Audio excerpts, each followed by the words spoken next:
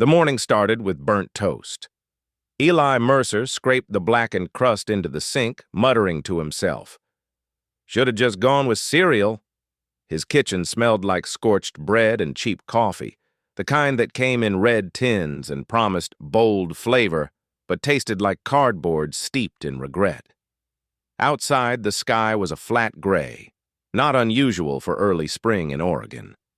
The radio played softly from the windowsill, NPR, something about a budget proposal and a new satellite launch. Eli wasn't listening. He was late.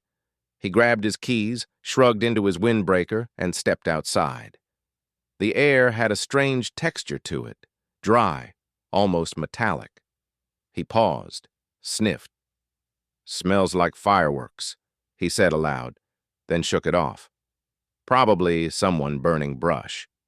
His neighbor, Mrs. Kwan, was already in her garden, kneeling beside a row of tulips. She looked up as he passed. "You feel that?" she asked. Eli stopped. "Feel what?" She frowned. "Like a hum, in the ground. I thought it was my blood pressure again." Eli chuckled. "Maybe the earth's got high cholesterol." Mrs. Kwan didn't laugh. She was staring at the horizon. That's when the first boom hit. It wasn't loud, not at first. More like a distant thunderclap, muffled by miles of forest. Then another, and another. The ground trembled, subtly but insistently, like a subway train passing beneath their feet. Eli's phone buzzed. He pulled it out. "USGS alert. Seismic activity detected near Mount Hood. Please remain indoors." He blinked. "Mount Hood's dormant," he said, as if the mountain could hear him. Then came the sirens. Across the street, the emergency broadcast system lit up on Mrs. Kwan's old transistor radio. The voice was calm, too calm. "This is not a drill. All residents are advised to shelter in place. Volcanic activity has been detected across multiple regions. Repeat, this is not a drill." Eli turned in a slow circle. The sky was no longer gray, it was red. Not bright, not fiery, but a deep bruised crimson, like the inside of a wound. Ash began to fall, soft and silent, coating the windshield of his truck like snow. He ran inside. The TV was already on. He'd left it playing some morning show. Now it was chaos. Split screens showed eruptions in Japan, Italy, Chile, Iceland. Not just the usual suspects, all of them. Dormant calderas, extinct cones, even underwater vents were spewing fire and steam. "Jesus Christ," Eli whispered. "It's all of them."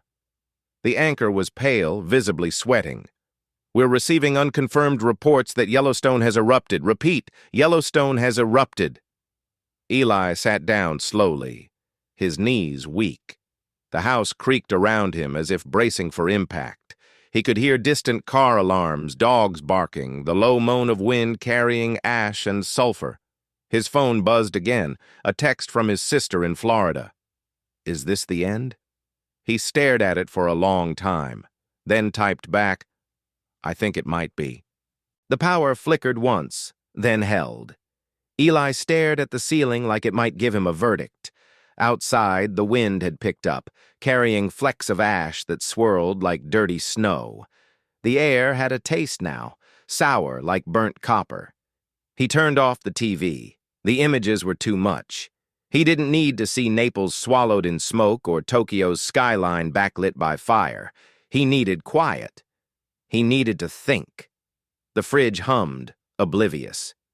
Eli opened the cupboard and pulled out a half-empty box of saltines. He ate one dry, chewing slowly. It felt absurd, snacking while the world cracked open. But his body didn't care about symbolism. It wanted calories. His phone buzzed again. This time it was a push alert from NOAA.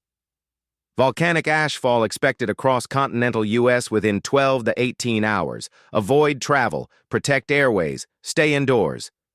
He walked to the window. Mrs. Kwan was gone. Her tulips were coated in gray.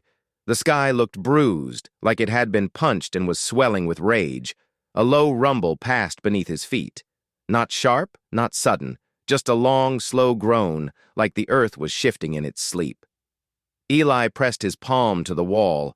It was vibrating, faintly, like a cat purring. He sat down at the kitchen table and opened his laptop. No Wi-Fi, no cell signal, just the spinning wheel of digital futility. He tried the landline, still worked. He dialed his dad. 3 rings, then a voice. Eli? Hey, Dad. You okay? I think so. You? Still in Ohio. Sky's orange. They're saying it's global. Eli swallowed. I know. His dad paused. You remember that trip we took to Crater Lake? You were 10. You asked if volcanoes could wake up all at once. Eli blinked. I did? Yeah. You said it'd be like the earth sneezing. They both laughed thinly. Well, his dad said, I think it just did.